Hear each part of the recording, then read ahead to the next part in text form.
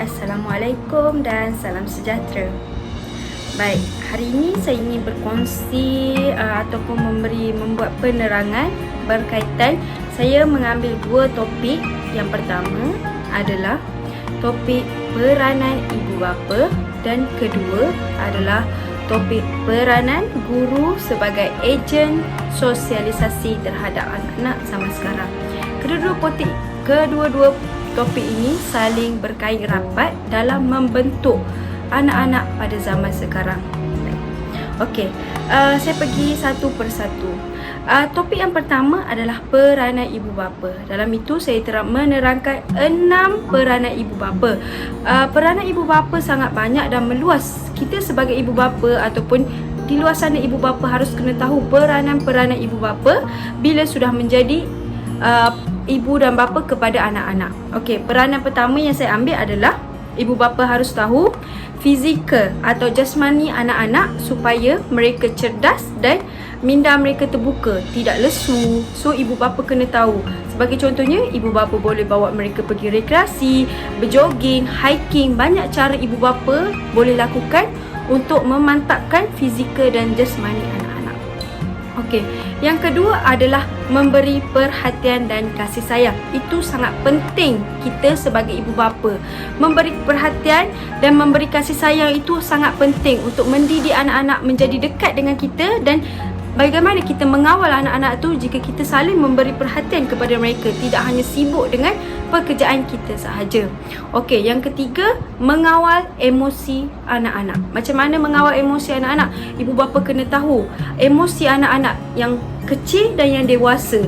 Macam mana pergerakan diorang untuk membesar. Diorang rasa sedih ke, gembira ke, ibu bapa kena tahu bila anak-anak itu sedih dan gembira. Perubahan emosi anak-anak ibu bapa kena tahu. Itulah adalah peranan ibu bapa.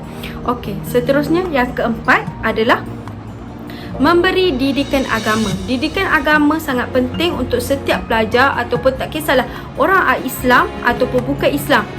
Ada agama yang tersendiri. Oleh itu ibu bapa berperanan menerapkan ilmu-ilmu agama ke dalam diri anak-anak tersebut. Okey, yang kelima, memberi ilmu pengetahuan. Ibu bapa sebelum anak-anak pergi ke sekolah, anak-anak belajar dahulu di rumah bersama ibu bapa. Oleh itu ibu bapa kena mempunyai ilmu yang tinggi untuk menerapkan ilmu-ilmu pengetahuan kepada anak-anak. Bagaimana berkomunikasi, bagaimana untuk bergaul, bagaimana untuk memilih kawan. Tidak di sekolah nanti mereka akan terpinggir, tidak tahu bagaimana ingin berkomunikasi dengan orang lain. Oleh itu ibu bapa lah memainkan peranan yang penting untuk memberi ilmu pengetahuan kepada anak-anak. Dan yang terakhir, yang keenam adalah kemahiran bersosial. Dia termasuk dengan ilmu pengetahuan. Bagaimana anak-anak itu untuk adapt atau untuk mengawal persekitaran mereka di tempat baru, bukan hanya di rumah sahaja. So ibu bapa harus memainkan peranan dengan membiasakan anak-anak dengan kemahiran bersosial dengan orang ramai dan sekeliling. Peranan ibu bapa sangat penting yang harus kita tahu. Ibu bapa berperanan utama dalam mendidik anak-anak daripada kecil hingga besar.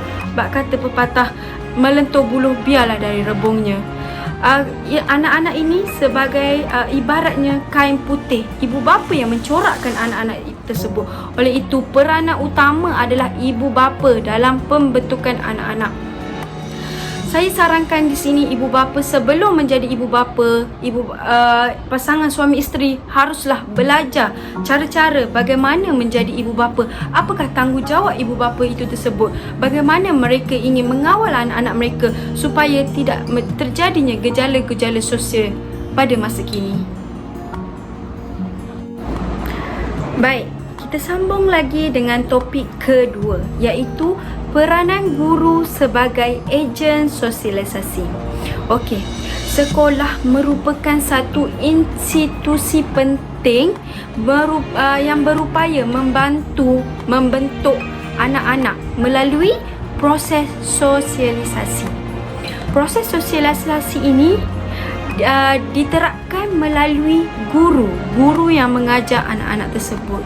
Oleh itu, gurulah sekarang berperanan penting dalam membentuk anak-anak situ. Di dalam sekolah terdapat guru-guru yang berperanan membentuk anak-anak tersebut. Selain ibu bapa di rumah, di sekolah, guru adalah ibu bapa kepada anak-anak tersebut. Okey, poin saya yang pertama ataupun isi saya yang pertama dalam isi saya, iaitu kaitan peranan guru sebagai ejen sosialisasi adalah guru ni berperanan mewujudkan persekitaran yang kondusif kepada pelajar supaya pelajar atau murid datang sekolah belajar dengan keadaan yang selesa. Itu sebabnya guru haruslah menyediakan persekitaran yang selesa yang membuatkan hati pelajar itu senang untuk datang ke sekolah dan belajar dan menimba ilmu dengan guru-guru. Oleh itu, persekitaran kepada pelajar adalah penting untuk mereka belajar. Okey, yang kedua adalah komunikasi, interaksi. Guru mengajar pelajar untuk berkomunikasi dan berinteraksi dengan rakan-rakan. Sebagai contohnya, guru memberi satu tajuk dan untuk kepada pelajar secara berkumpulan.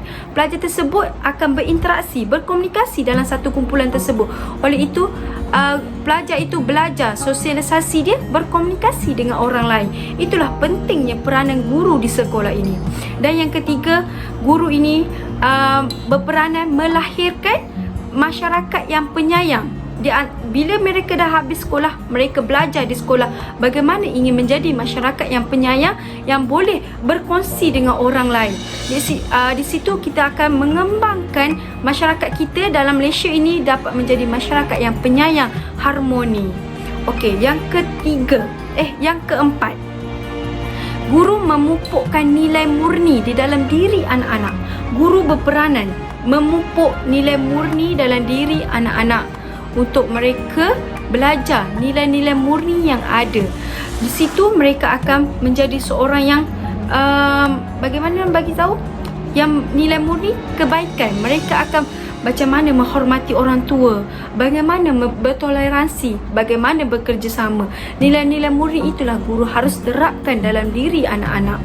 Okey, yang terakhir, yang kelima, guru membimbing dan membentuk tingkah laku anak-anak di sekolah.